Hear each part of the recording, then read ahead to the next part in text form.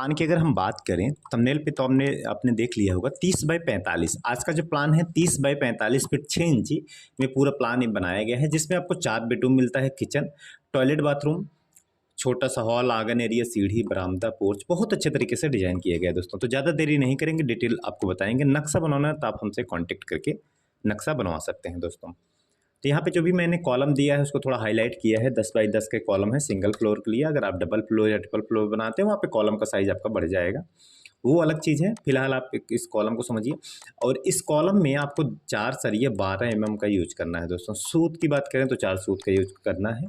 Single floor के लिए आप ये कॉलम का साइज रख सकते हैं, डबल ट्रिपल के लिए कॉलम का साइज नहीं चलेगा। ये चीज़ आपको हम पहले ही बता दे रहे हैं, ठीक है। तो आप देख लीजिए, इस तरीके से सारे कॉलम्स आपके यहाँ पे रेडी हो जाएंगे।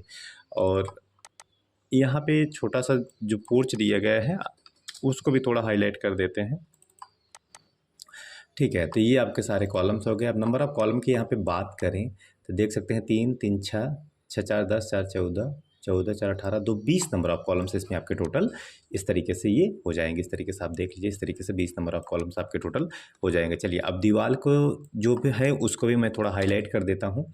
हालांकि बाहर की जो दीवार है उसको मैंने 10 इंची का रखा है फॉर सेफ्टी रीजन, ताकि कोई तोड़ करके घुसे ना।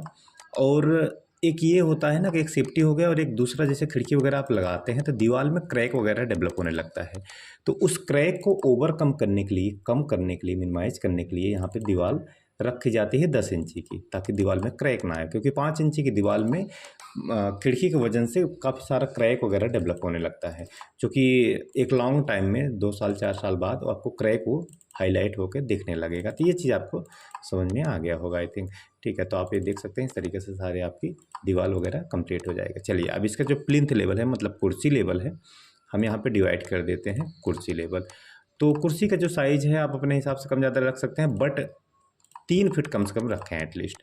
बहुत लोगों को मैं मकान देखा हूँ कुर्सी इतना ज़्यादा डाउन रख देते हैं कि मकान उनका देखने में ही खूबसूरत नहीं दिखता।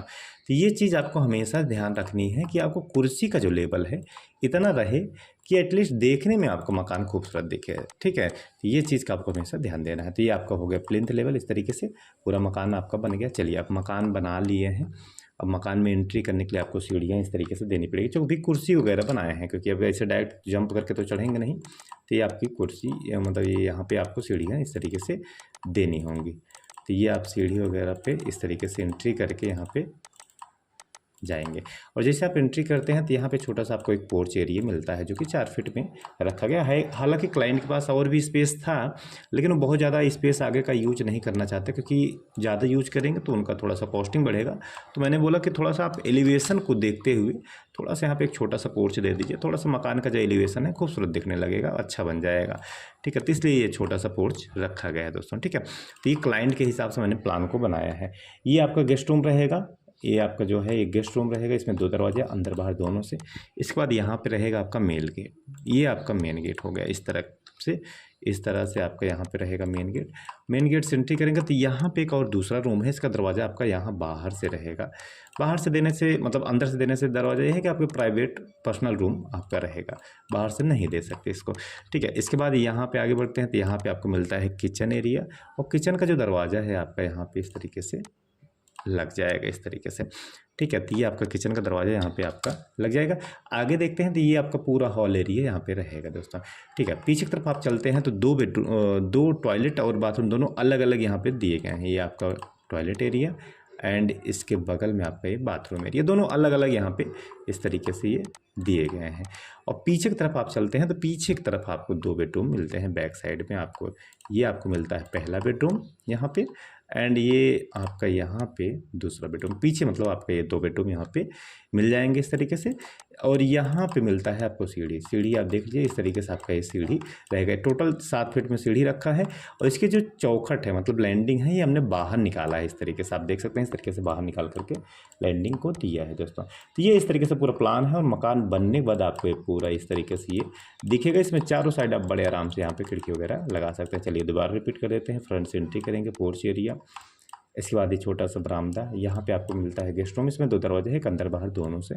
ये वाले रूम में आपको अंदर से भी दरवाजा मिलेगा। हाँ, ये आपका मेन गेट यहाँ पे छूट गया, इसका कटिंग, इसको भी थोड़ा मैं यहाँ मेंशन कर देता हूँ, जल्दी जल्दी में छूट गया होगा, ठीक है। और चैनल को प्लीज़ लाइक शेयर और सब्सक्राइब जरूर करिएगा। नंबर अगर आपको चाहिए नक्शा बनवाना है तो आप हमसे कॉन्टैक्ट करके नक्शा बना सकते हैं, नंबर डिस्क्रिप्शन में आपको मिल जाएगा। आगे बढ़ेंगे तो हॉल एरिया आपको मिलेगा पूरा, और यहाँ पे दिया है आपको किचन।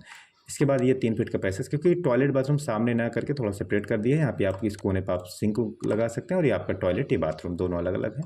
पीछे आपको 2 बेडरूम मिलते हैं। यहाँ पे दिया है सीढ़ी। सीढ़ी आप समझ लीजिए ध्यान से, ऊंचाई हमने 6 इंची रखा है, थ्रेड जिस पे पैर पड़ेगा उसको थ्रेड बोलते हैं, 10 इंची है।